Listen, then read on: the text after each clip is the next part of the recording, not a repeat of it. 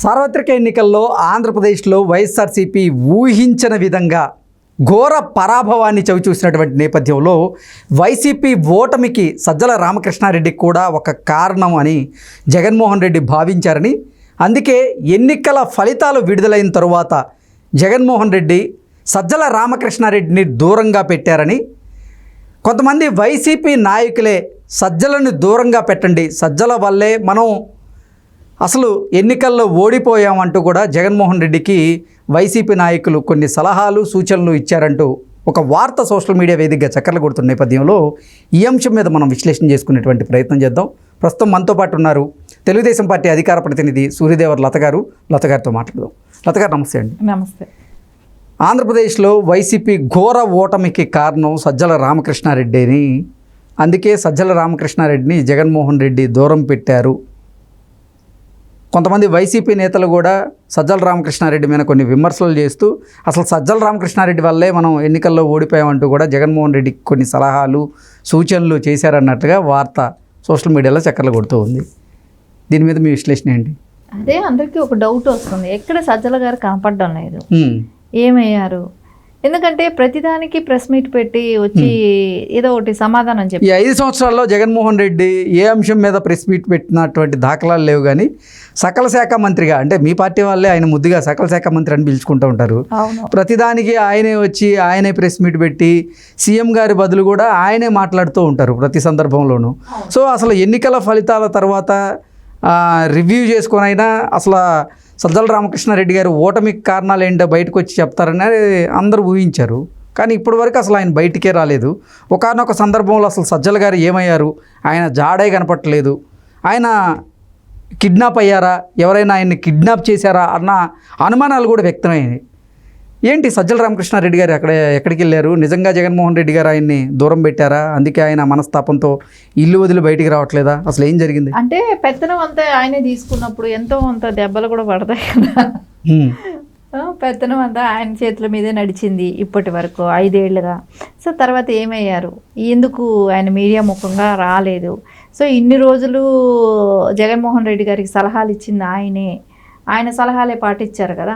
So ఆ సలహాలు ఆయన దగ్గర నుంచి డెసిషన్ తీసుకొచ్చి మీడియా వాళ్ళకి చెప్తా అన్నది ఆయనే. ఆ సలహాలే ముంచాయా జగన్మోహన్ రెడ్డిని? ఆ సలహాలే ముంచాయి అనేది జగన్మోహన్ రెడ్డికి అనిపిస్తుంటది కదా ఇప్పుడు.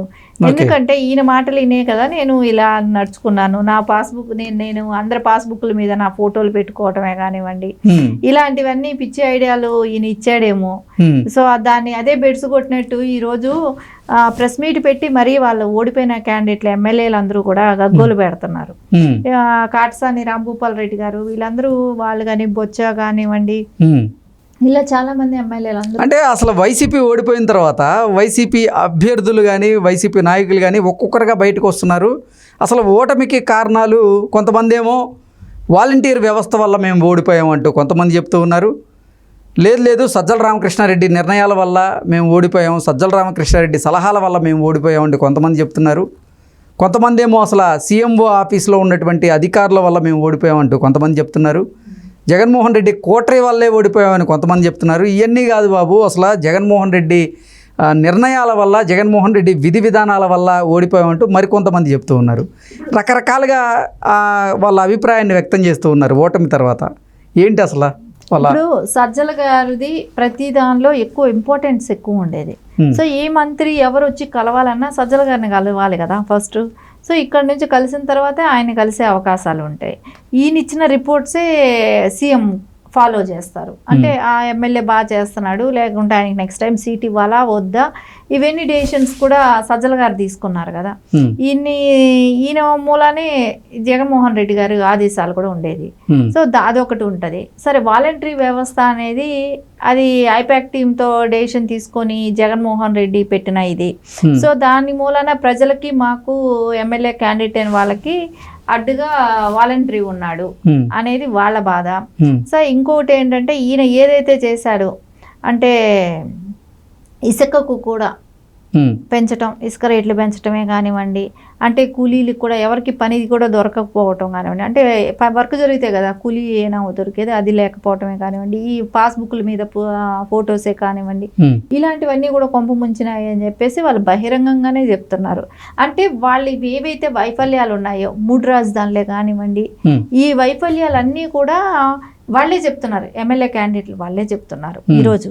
సో ఇవన్నీ కూడా అంటే జగన్మోహన్ రెడ్డి పనితీరు గురించి కానీ, లేదంటే అసలు జగన్మోహన్ రెడ్డి కొన్ని నిర్ణయాలు తీసుకున్నారు, ఆ నిర్ణయాల వల్లే మేము ఓటమి చెందామంటూ చెప్తున్న వాళ్ళు చాలా తక్కువ మంది ఉన్నారు. కానీ జగన్మోహన్ రెడ్డి పక్కనున్నటువంటి వాళ్ళు జగన్మోహన్ రెడ్డిని తప్పుదావ పట్టించారు. లైక్ సజ్జల గారు, అలాగే విజయసాయిరెడ్డి గారు, మిగతా కొంతమంది నాయకులు జగన్మోహన్ రెడ్డిని తప్పుదావ పట్టించారంటూ కూడా కొంతమంది వైసీపీ నేతలు చెప్తున్నటువంటి సందర్భాన్ని చూస్తూ ఉంటే అసలు ఏమనిపిస్తుంది? మీరు ఒకసారి అంటే గవర్నమెంట్ వచ్చిన కొత్తల్లో మీరు ఒకసారి చూడండి, అప్పుడు విజయసాయిరెడ్డి కొద్ది రోజులు ఉన్నాడు కానీ తర్వాత లేడు. అవును. సో ఆయన వైజాగ్ పంపించారు, ఆయన్నే పక్కన పెట్టారు. గతంలో అసలు ఆయన పక్కన పెట్టేశారు జగన్మోహన్ రెడ్డి అనే వార్తలు కూడా చూసాం మనం. ఎందుకంటే ఆయన ఉన్నప్పుడు ఆయనే ప్రెస్ ముందుకు వచ్చేవాడు ప్రతిదానిగా. ఇప్పుడు ఈ రోజు సజ్జల ఎలా చెప్పాడో అవన్నీ ఆ రోజు ఆయన చెప్పేవాడు. కానీ సజ్జల ఎప్పుడైతే ఎంటర్ అయ్యాడో ఆయన పక్కన పెట్టేశారు. సో ఆయన ఇది తగ్గిపోయింది ఇంపార్టెన్స్, ఇక్కడ సజ్జలది ఎక్కువ అయింది. సో దీనిలో ప్రతి దానిలో కూడా ఏదైతే జగన్మోహన్ రెడ్డి నిర్ణయాలు ఉన్నాయో దానిలో ప్రతి దానిలో సజ్జల నిర్ణయం కూడా ఉంది. సో అంటే ఈయన చెప్పడం ఆయన పాటించాడు, అంటే సలహాదారుడే ఈయన అయినప్పుడు ఖచ్చితంగా అది పాటించే అవకాశం ఉంది కదా. సో అట్లాగే ఆయన పాటించినట్టే కనపడుతుంది. సరే ఇవన్నీ ఓడిపోయిన తర్వాత జగన్మోహన్ రెడ్డికి ఎవరిని నిందిస్తాడు? ఖచ్చితంగా సజ్జలనే నిందించాల్సి వస్తుంది. ఎందుకంటే ఆయన చెప్పినదే నువ్వు చెప్పింది నేను చేశాను కదా అని అంటాడు. సరే మేబీ ఒకవేళ తప్పు చేస్తున్నాడు జగన్మోహన్ రెడ్డి అంటే ఖండించే ఇది కూడా సజ్జలకు ఉంది. ఎందుకంటే సలహాలు ఇచ్చే వ్యక్తి, సరే నువ్వు అవతల ఎమ్మెల్యేలందరూ కూడా నీ గుప్పెట్లో ఉన్నారు, సో ఎమ్మెల్యేలతో మీటింగ్ పెడదామని చెప్పి ఉండాల్సిన విషయం. ఇలాంటివి ఏదైనా ఒకటి పార్టీ డెసిషన్. సో వైసీపీ ఓటమి తరువాత సజ్జల రామకృష్ణారెడ్డి తాడేపల్లి ప్యాలెస్ నుంచి అవుట్, అలాగే విజయసాయిరెడ్డి ఇన్ అంటారా? విజయసాయిరెడ్డి ఇన్ అయినా కూడా కేసులు ఎదుర్కొనే దానిలో ఆయనకు షేర్ ఉంది కదా. సో ఎలాగైనా ఇన్ అవ్వాల్సిందే విజయసాయిరెడ్డి గారు. ఎందుకంటే A1 ఒకళ్ళైతే A2 ఇంకొకళ్ళు, కాబట్టి వాళ్ళిద్దరూ ఎప్పటికీ కలిసి ఉండాల్సిందే, తప్పదు అది.